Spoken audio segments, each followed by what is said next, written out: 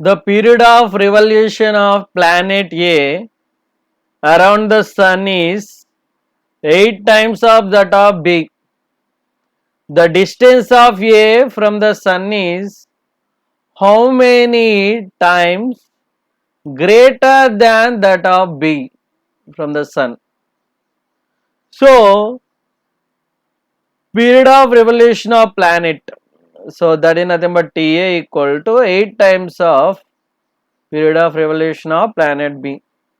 According to Kepler's third law, Kepler's third law, third law, according to this,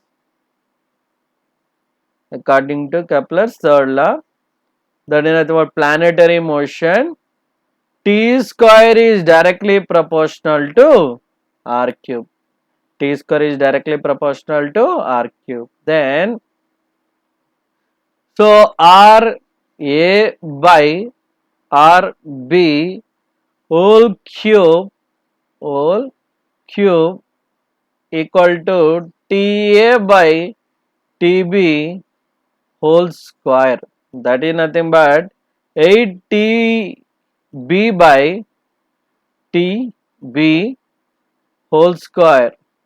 That is nothing but 64. Now RA by RB equal to, so we'll get 4.